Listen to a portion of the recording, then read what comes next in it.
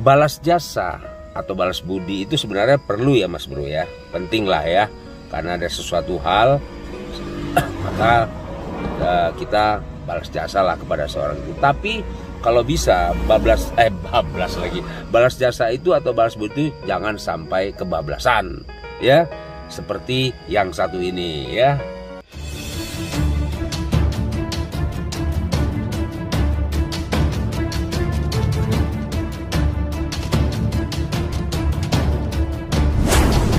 Assalamualaikum warahmatullahi wabarakatuh. Jumpa lagi kita di channel YouTube kesayangan masyarakat, Kasasi 059. Nah, kali ini kita mau nyenggol-nyenggol dikit atau ngorek-ngorek dikit soal utang budi atau balas budi di institusi pemerintahan ya, dalam hal ini tentunya pemerintahan Republik Indonesia ya. Nah, begini Mas Bro, ada istilahnya bagi-bagi kue, bagi-bagi jatah. Nah, di mana bagi-bagi jatah ini karena pemimpinnya berhutang budi.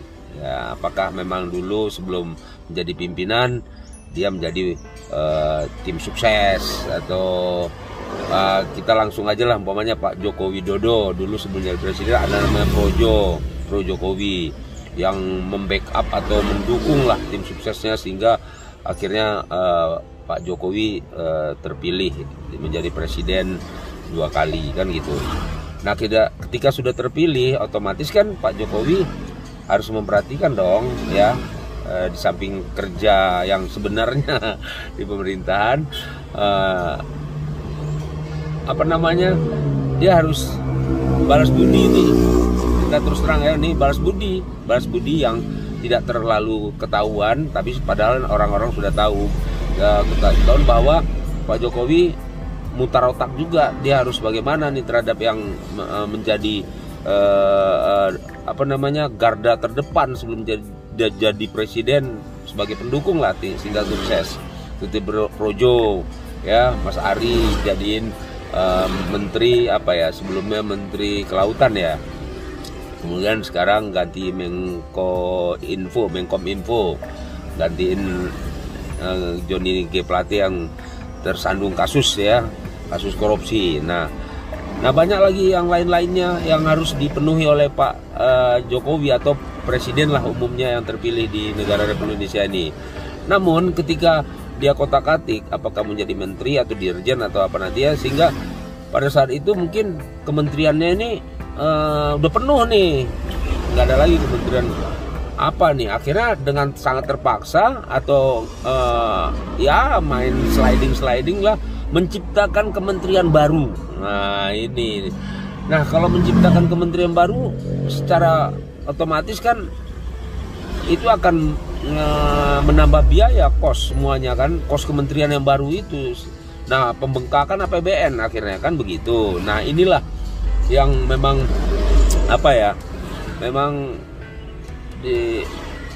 apakah hampir semua negara begitu nggak tahu, tapi yang jelas kita bahas ini negara kita sendiri ya. Kenyataannya begitu, akhirnya diciptakanlah kementerian baru. Misalnya Kementerian Anak Jalanan umpama yang sebelumnya nggak ada, dibikin lagi wakil menteri anak jalanan gitu lah. Nah, ditaruhlah itu yang tadi tim sukses yang Pak Jokowi berutang budi mungkin sama tim sukses tadi. Udah, kamu masuk aja dulu di kementerian ini baru dibentuk nih kementeriannya gitu kan. Nanti pelan-pelan melipir, nanti kita atur lagi lah mau jadi menteri apa umpamanya nanti setelah menjadi menteri anak jalanan tadi gitu.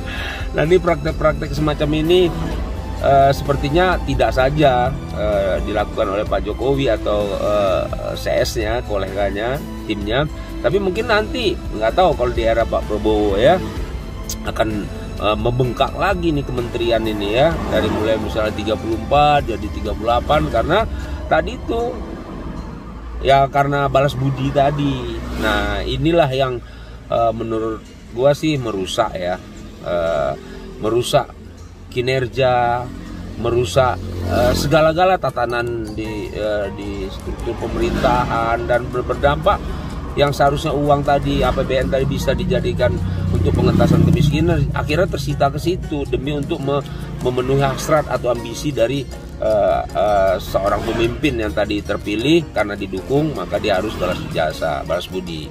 Nah ini kayaknya tidak akan pernah berubah, tidak akan pernah tobat untuk melakukan hal-hal seperti ini.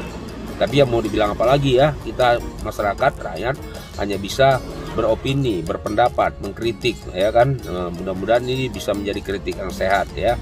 Di Kasasi 059 ini tidak bermaksud tendensius, tidak bermaksud neko-neko dan lain-lainnya. Dan ya kedepannya presiden yang terpilih Pak Prabowo nanti dilantik 20 Oktober 2024 bisa sedikit lah, jangan membentuk kementerian baru lagi demi membalas jasa tadi atau balas budi terhadap orang yang sudah mendukungnya. Itu aja, sampai ketemu di next video. Kalau ada kalimat atau kata-kata yang salah mohon dimaafkan ya, tidak bermaksud tendensius atau menyerang seseorang ya. Assalamualaikum warahmatullahi wabarakatuh.